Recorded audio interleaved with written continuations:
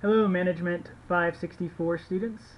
I wanted to take the opportunity, since we're discussing leadership traits this week and this past week and this coming week, to record a short video lecture where we have a guest lecturer with us here, Miss Brittany Johnson, who's my fiance. She's kindly agreed to participate in this discussion about communication traits. And we'll be talking about it as it relates to leadership traits. Brittany, would you like to say hello? Hi.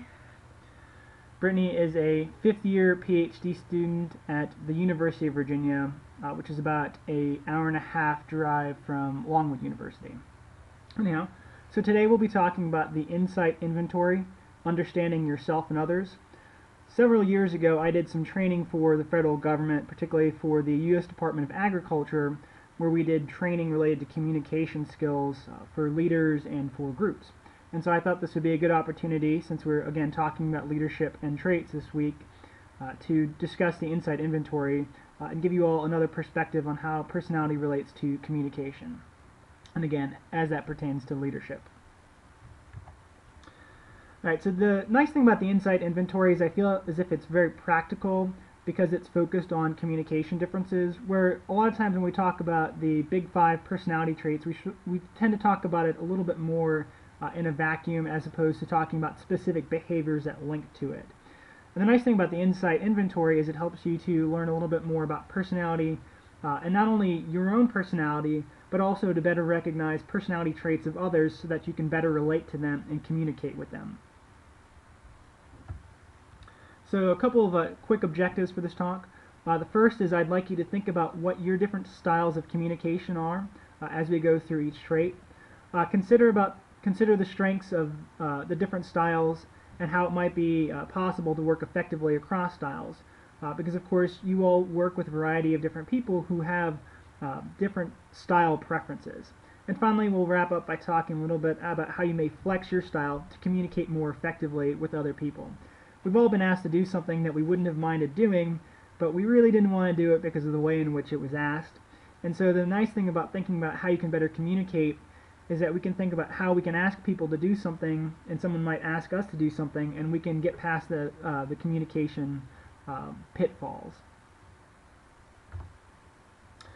Now, the insight inventory can be considered from both your personal life, and your work life. So in some instances you may find that there are slight differences between where you would score on some of these traits depending on whether or not you're at work or at home, simply because there are different situational demands, and you may find yourself defaulting more towards one side of a continuum versus the other. Another nice thing about the insight inventory is that it emphasizes strengths. So it's not as if it's better to be on one side of the continuum or the other. There are certainly advantages to being on one side versus the other in different situations, and ultimately anyone who's successful at communicating will find themselves being able to implement both sides of this continuum of the different traits that we'll be talking about. And finally, of course, the insight inventory is based off of years and years of research to validate it. Alright, so these are the four main trait continuums that we'll be talking about: getting your way, responding to people, pacing activity, and dealing with details. First one we'll be talking about is getting your way, how you express thoughts, present ideas, and assert yourself. So you can see here we've got these two subdimensions, indirect to direct, that are at the opposite ends of the continuum. People that score higher on indirect are typically a little bit more diplomatic, tactful, more approachable, tend to prefer to negotiate. They have more of an ask versus tell approach, a little bit more modest. Someone who's direct, more towards the direct side I should say, is a bit more straightforward, frank, forceful, tend to debate issues more, have more of a tell versus ask, and are a little bit higher, perceived to be a little bit higher in confidence. So now, if you were a boss and you were a little bit higher on the direct style, you might come up to an employee and say, still very politely, I need this by 5 o'clock, is that going to be okay? Great, I appreciate it, thanks for all your help. Bam, that's it. And the boss walks away. A boss who's a little bit higher on the indirect side might come up and say, hey, how's your day going? Are you busy? And talk to you a little bit about more and ask, do you have some time to do this? project, I do need it by 5 o'clock, that would be really great. A little bit of a longer conversation. Brittany, in your opinion, would you find yourself more towards the direct side, indirect side, somewhere along the continuum? I'm probably a little bit closer on the direct side, somewhere to the middle to direct. And do you find yourself having challenges flexing more to the indirect side, or is that something that you feel you can do naturally when the situation calls for it? Well, I think that having sat through this information before, it makes me a little bit more aware when these situations arise where I do need to flex the indirect side. So I think that with time, it has been a lot easier to flex more to being more indirect in the workplace. Very cool. All right, our next scale is responding to others, how you approach and respond to others, particularly groups. So here we've got a continuum again, going from reserved to outgoing. For those of you that are familiar with the Myers-Briggs, this is very similar to introverted and extroverted. I like this a little bit better because it recognizes that this is a continuum. So if you score higher in extroversion for Myers-Briggs, they almost puts you into a box and say you're extroverted, versus this recognizes that you may be a little bit higher in outgoing, but just because you're higher on outgoing, that doesn't necessarily mean that you don't ever find yourself being a little bit more reserved. So those individuals that are higher and reserved are typically a little bit more quiet, enjoy one-to-one communication, they're private, self-contained, prefer to think problems out alone, use fewer gestures, and minimize contacts. These are the type of people that you see in group meetings. They're processing the information internally, they're thinking about it, and when they finally have finished thinking, they go ahead and express themselves. As opposed to somebody that's outgoing, you might find them, they're more talkative, they're going to think the problems out loud, so they won't be expressing a complete thought. They'll be sort of thinking as they go along. Typically use a lot of gestures, and they have a lot of contacts with others. Brittany, in your opinion, do you find yourself scoring? You anticipate yourself scoring higher, more on the outgoing side, the reserve side, or again somewhere in between? I think that I'm probably closer to the reserve side, but I flex a lot at work when I have to work in groups or I have to be in situations where I'm meeting lots of new people and it's advantageous to be outgoing. So for me, a lot of times I think it's very circumstantial. And I think this is a good example of how when you're designing a group or you see communications between two different people, you can see the balance, the benefit of having a balance of both of people high on both of these traits. It would be very problematic if you had a group that was solely outgoing, all the members trying to sort of talk over each other, versus a group that had a lot of reserved individuals, everyone sitting there sort of quietly processing the information internally, and why in a group setting it might be beneficial to have a little bit more of a balance between the two. Our next trait, pacing activity, the speed at which you make decisions and take action. An individual who scores higher towards the urgent side typically decides things more quickly, change readily, consider a few key options and then decide. They prefer short-term projects and like to move on opportunities very quickly. Someone who scores more towards the steady side are deliberate. They change hesitantly, consider many options, and then decide. They do well with long extended projects and like to seek ideal timing. Brittany, in your opinion, would it be better, or could you give me a situation where it might be better to be higher towards the steady side? I think it'd be better to be steady when you're dealing with really long-term projects or something that has lots of variables.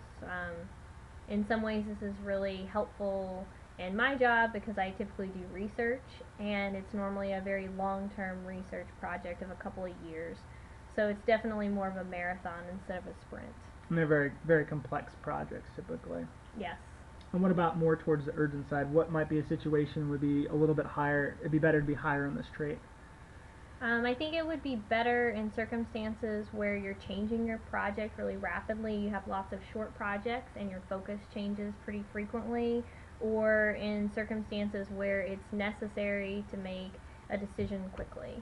So you have a time sensitive decision. It's better to be ready to make a decision and be very decisive about it. Very good. All right, and our last trait, dealing with details. how you structure time, organize tasks, and handle details.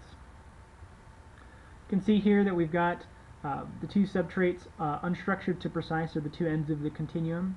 People that are higher towards the unstructured side seek flexibility. They like to postpone organizing. They readily use non-conventional methods, unpredictable plans, are frustrated by rules, and work well without guidelines. Those that tend more towards the precise side like to seek order, organize as a priority, prefer tried and true conventional methods. They like clear set plans, and dislike the lack of guidelines. Brittany, what might be a good instance when it would be very good to have a precise style?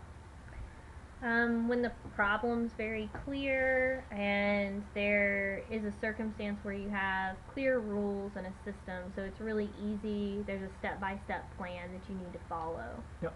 And the unstructured side?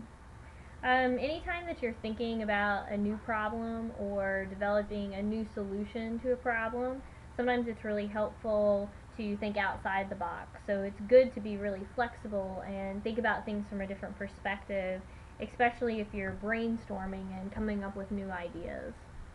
And where would you find yourself falling along this continuum, more towards the precise or unstructured side? Probably precise side. Sometimes I can be a little bit unstructured, but most of the time I would tend towards being precise.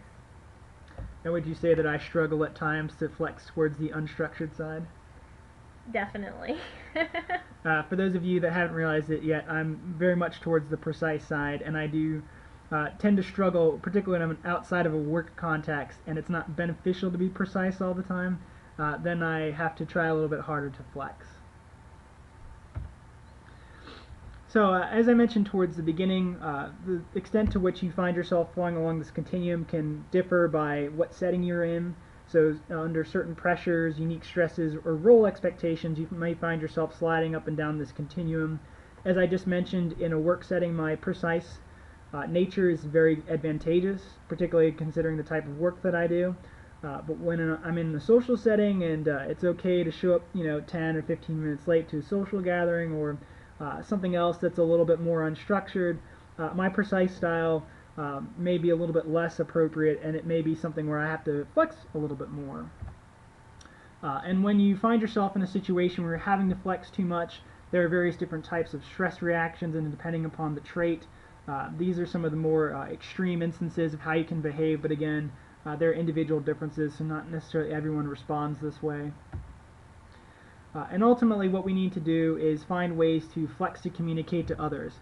And so, as I mentioned before, I encourage you to think about where you score along these continuums, and then also think about where others, your significant other, your family, friends, people that you work with, where they fall along the continuum, and think about how you might better flex to communicate with them based off of where their tendencies are.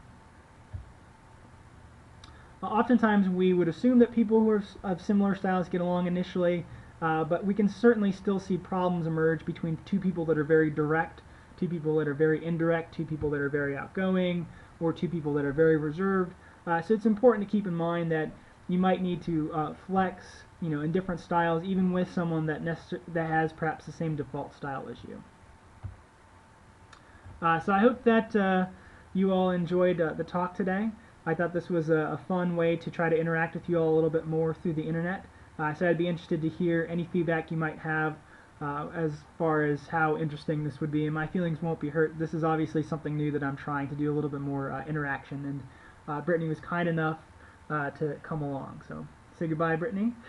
Bye, everybody. It was great talking with you. All right, have a good evening.